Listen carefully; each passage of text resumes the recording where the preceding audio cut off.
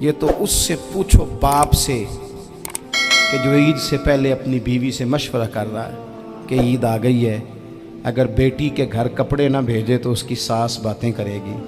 یہ چھوٹی عید گزری تھی نا، تو ہمارے ہاں کچھ لوگ سمجھتے ہیں کہ سخاوت صرف رمضان میں ہی کرنی ہے، اور رمضان میں ثواب زیادہ ہے، ورنہ راشن ونڈن والے لوگ کو عیدوں بعد بھی بھوک لگ دیجئے، عید کے بعد بھی اسی طرح ہی غریب کے ساتھ پیٹ ہوتا ہے، لیکن توجہ نہیں۔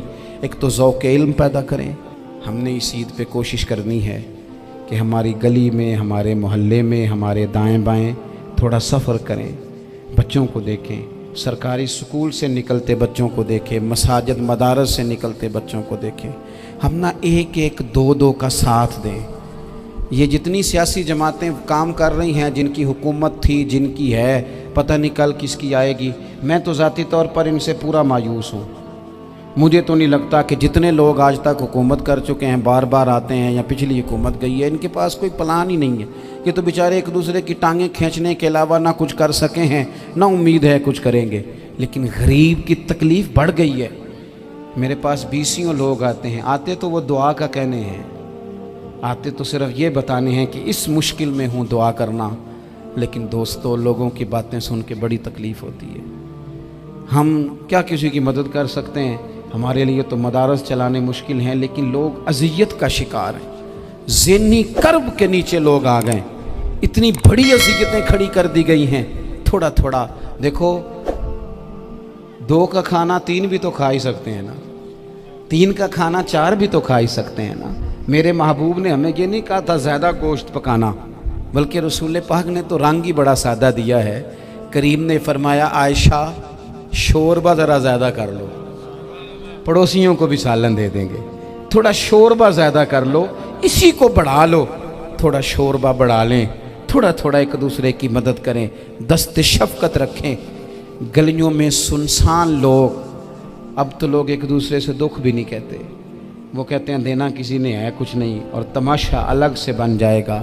دوستو، ہم نے خود ایک دوسرے کا ہاتھ بٹانا ہے۔ جو لوگ صاحب ثروت ہیں، دیکھو ایک ہی باپ کی اولاد ہوتی ہے، ایک کو اللہ بڑا نواز دیتا ہے، 2-3 کمزور رہ جاتے ہیں، اس کو چاہیے وہ دوسروں پہ دست شفقت رکھے۔ ایک گلی میں سارے لوگ ایک ہی قبیلے کے، ایک ہی علاقے کے، ایک آگے نکل گیا ہے، اسے چاہیے وہ دوسروں کا خیال کرے۔ عزیز بھائیوں، ہم نے اس کمر توڑ مہنگائی کے دور میں، تقریر تو میں کر رہا ہوں، یہ کسی اور نے کیسے شروع کر دی؟ جمعوں میں، محفلوں میں کانوں کے ذائقے کے لیے نہ آئیں، اس لیے آئیں کہ میرے علم میں، میرے عمل میں یہ کوئی اضافے کی بات بنے گی، میں کوئی نصیحت حاصل کروں گا تو میرے دل کا زنگ اترے گا۔ ہمارے ہاں یہاں لوگ مزے کے لیے آتے ہیں، اور آج کل لوگ فوٹو کے لیے آتے ہیں۔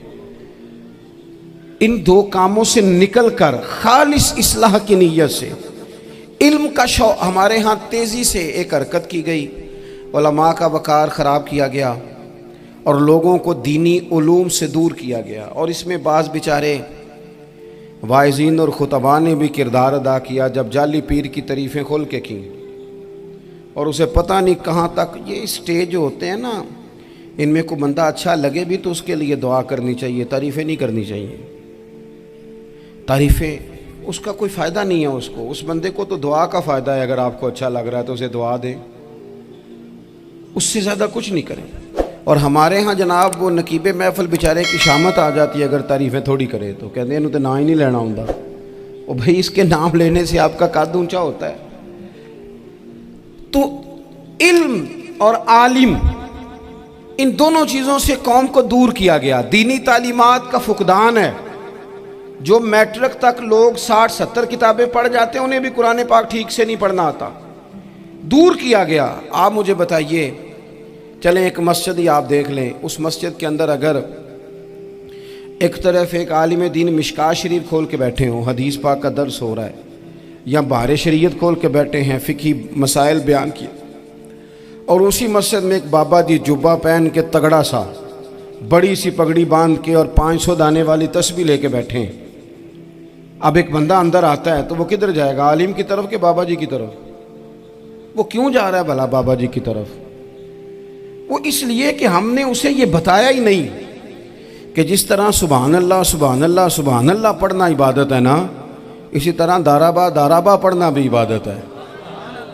اسے ہم نے بتایا نہیں کہ جب تک علم کے رستے میں رہنا بھی عبادت ہے. جب تک اسے یہ سمجھ نہیں نہ آئے گی کہ جس طرح وظائف کی کتاب پڑھنا عبادت ہے، اسی طرح مشکوٰۃ شریف پڑھنا بھی عبادت ہے، حدیث بخاری کا درس لینا بھی عبادت ہے، مسلم شریف کی احادیث پر اپنے اساتذہ سے بیٹھ کر دروس پانا بھی عبادت. جب تک یہ پورا مزاج دیکھیں نا، نبی پاک صلی اللہ علیہ وسلم نے فرمایا رات کی ایک گھڑی بھر دین سیکھ لینا ساری رات نفل پڑھنے سے بہتر ہے.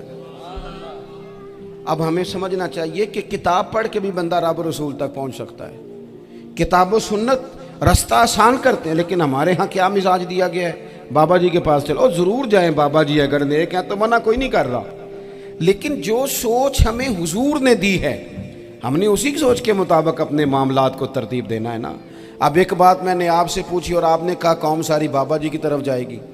حدیث پاک کس طرح ہے؟ اللہ کے محبوب مسجد شریف میں تشریف لائے، دونوں جانب لوگوں کے حلقے بنے ہوئے ہیں، لوگ بیٹھے ہوئے ہیں. ایک حلقے میں لوگ اللہ کی یاد کر رہے ہیں، ذکر ہو رہا ہے. ایک حلقے میں بیٹھ کے ایک عالم کتاب و سنت کا درس دے رہے ہیں، ایک صحابی اور باقی سن رہے ہیں. خاص توجہ کریں نوجوان میری بات پر. رسول کریم صلی اللہ علیہ وسلم دونوں کے بیچ کھڑے ہو گئے اور کریم نے فرمایا دونوں محفلیں خیر کی ہیں، دونوں ہی حلقے خیر کے ہیں. اور پھر حضور فرمانے لگے مجھے چونکہ رب نے استاد بنا کے بھیجا ہے، میں چونکہ معلم بن کے آیا ہوں، یتلو علیکم آیاتنا ویزکیکم، میں چونکہ کتاب و سنت کی تعلیم کے لیے آیا ہوں. یہ لفظ کہتے کہتے حضور اس جماعت میں بیٹھ گئے جو دین پڑھ اور پڑھا رہی تھی. حضور وہاں بیٹھے جہاں بات دین کی ہو رہی، جہاں لوگوں کو اللہ رسول کی بات بتائی جا رہی. تو جمعے میں وقت پہ آئیں، اپنی دینی معلومات مضبوط کریں اور اپنے لیے مضبوط کریں. میں آپ کو بڑے درد سے یہ بات عرض کرتا ہوں، اگر دن میں 100 لوگ مسئلہ پوچھتے ہیں نا شریعت کا، تو ان میں 95 لوگ وہ ہوتے ہیں جو طلاق کا مسئلہ پوچھتے ہیں. والد صاحب نے، بیٹی کے والد صاحب نے 2 مہینے پہلے آرڈر دیا ہوتا ہے فرنیچر کا. بیٹے کی شادی ہو تو مہینہ پہلے شیروانی والے کو بھی کہنا پڑتا ہے، گاڑیاں بک کرانی پڑتی ہیں، میرج ہال بک، یہ سارے لوازمات ہم کرتے ہیں. سارا کچھ کیا، گاڑی سے گھر بسنا ہے، میرج ہال سے بسنا ہے، فرنیچر سے بسنا ہے. ہم نے سارا کچھ ان کو بتایا، لیکن کاش 2 گھنٹے بچی کسی معلمہ کے پاس جاتی، بچہ کسی استاد کے پاس جاتا، نکاح طلاق کے مسئلے بھی سیکھتے. میں دعوے سے کہتا ہوں اگر ہمیں پتہ چل جائے کہ 3 طلاقیں اکٹھی نہیں دینی چاہیے، کیونکہ دے دیں تو ہو جاتی ہیں، اگر ہمیں سمجھ آ جائے کہ نہیں دینی چاہیے، یہ مسئلہ بیان ہو، اور یہ والے مسئلے ہم محفلوں میں بھی نہیں بیان کر سکتے، اس لیے کہ لوگ کہیں گے مسئلہ تو وہ بیان کریں جس پہ نعرے لگیں گے. آپ قوم کو یہ کیا بتا رہے ہیں؟ یہ تو چھوٹا عالم بتاتا ہے معاذ اللہ اس طرح کی باتیں، تو بڑی بڑی کوئی نقطے کی بات بتائیں. اور اس طرح ہمارے ہاں وہ 1 گھنٹہ پہلے نہیں کہتے تگڑے ہو جو میں جملہ دینے لگا، پتہ نہیں جملہ آ رہا ہے کہ ایٹم بم آ رہا ہے. بچوں کو دیکھیں، بہت سارے ماں باپ کے پاس گنجائش نہیں ہوتی، لیکن اس نیت سے کہ بچوں کے دل ٹوٹ جائیں گے، عید پہ کیسے گزارا کریں گے، مشکل سے بھی کپڑے خرید کے دیتے. اس طرح ہم اپنے بچوں کو بھوک سے، پیاس سے، مایوسی سے بچاتے ہیں. اس طرح ہمارے رب نے ہمارے ذمے لگایا ہے کہ تم اپنے بچوں کو کوشش کرو دوزخ کی آگ سے بچانے کی. آخر میں آپ لوگوں سے گزارش ہے کہ اگر آپ کو ہماری یہ کوشش پسند آئی ہو تو اسے زیادہ سے زیادہ صدقہ جاریہ کے طور پر شیئر کریں. اللہ آپ سب کو اپنی حفظ و امان میں رکھے. آمین.